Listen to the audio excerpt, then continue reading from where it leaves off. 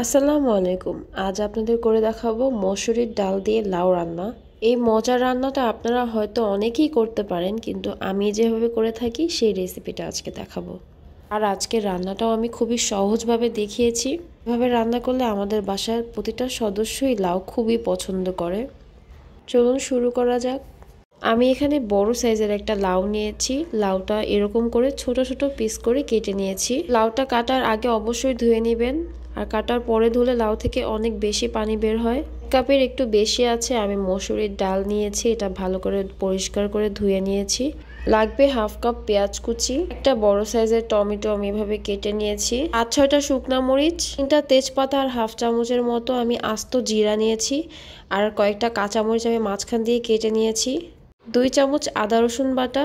রান্নার জন্য half cup তেল দিয়েছি কড়াইতে। এই তেজপাতা, শুকনো মরিচ আর জিরা নিয়েছিলাম সেটা এখন দিয়ে দিচ্ছি।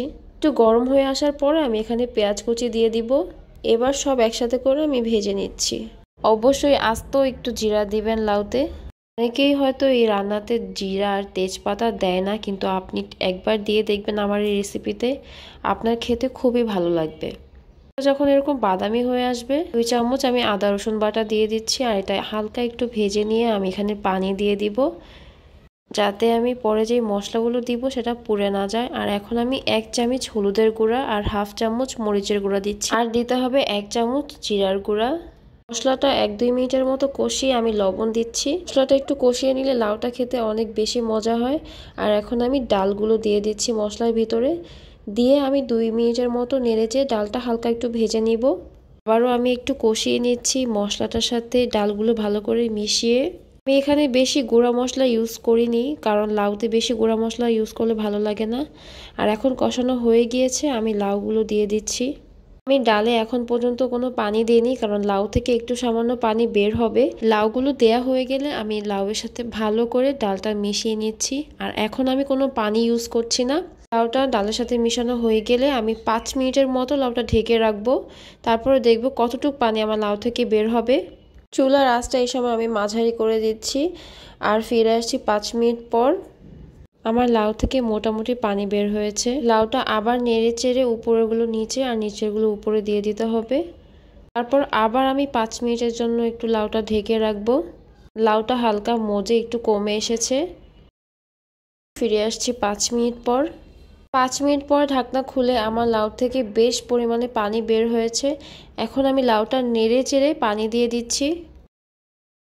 আমি এখানে 3 কাপের মতন পানি দিয়েছি। আপনার লাউটা যদি বেশি কচি হয় তাহলে এখানে 2 কাপ পানি দিলেই যথেষ্ট। এই পানিতেই আমার লাউ আর ডালটা ভালো করে সিদ্ধ হয়ে যাবে। 3 কাপের বেশি পানি দিতে যাবেন না, তাহলে লাউটা বেশিক্ষণ রান্না করতে হবে। আর লাউ বেশিক্ষণ রান্না করলে একটু টক টক ভাব হয়ে যায়। 10 মিনিট রান্না করার পর আমার লাউটা প্রায় সিদ্ধ হয়ে এসেছে। এই সময় আমি টমেটো কুচিগুলো দিয়ে দিচ্ছি। আমি প্রথমেই টমেটো কুচিটা দিইনি, লাউয়ে প্রথমে টমেটো কুচি দিলে লাউটা সিদ্ধ হতে একটু সময় লাগতো। আর এখন আমি আবার একটু 2-3 মিনিটের জন্য ঢেকে রাখবো। আমার লাউ রান্না একদম রেডি। এখন আমি কয়েকটা কাঁচামরিচ মাঝখানে ফালি করে কেটে রেখেছিলাম, সেগুলো দিয়ে দিচ্ছি।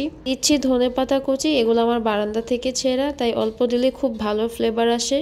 লাউ রান্নাতে সবসময় ধনেপাতা আর কাঁচামরিচ কুচি দেওয়ার ট্রাই করবেন, তাহলে লাউয়ের স্বাদ দ্বিগুণ বেড়ে যায়। রান্নার শেষে অবশ্যই লবণটা চেক করে নেবেন ঠিক আছে কিনা, যদি লাগে এই পর্যায়ে আপনি দিয়ে নিতে পারেন। চুলার আঁচটা অফ করে ঢেকে রাখবো 5 মিনিটের মতন, যাতে কাঁচামরিচ আর ধনেপাতার ফ্লেভারটা লাউয়ের মধ্যে সুন্দর করে ঢুকে যায়। আর দেখেন আমার লাউয়ের কালারটা খুবই সুন্দর এসেছে, আর এটা খেতেও দারুণ মজা। চলে যাচ্ছি সার্ভ করতে। খুবই সহজে তৈরি হয়ে গেল মসুরির ডাল দিয়ে লাউয়ের অসাধারণ রান্না। আশা করি আপনাদের কাছে রেসিপিটা ভালো লেগেছে। যদি ভালো লেগে থাকে প্লিজ একটা লাইক করে দিবেন, কারণ আপনার লাইক আমার কাজের অনেক উৎসাহ জাগায়। এই রেসিপিতে বাসায় লাউ রান্না করলে আমাকে অবশ্যই জানাবেন। আজকের মতো এ পর্যন্তই। সবাই ভালো থাকবেন, সুস্থ থাকবেন, আর আমার জন্য দোয়া করবেন। আল্লাহ হাফেজ।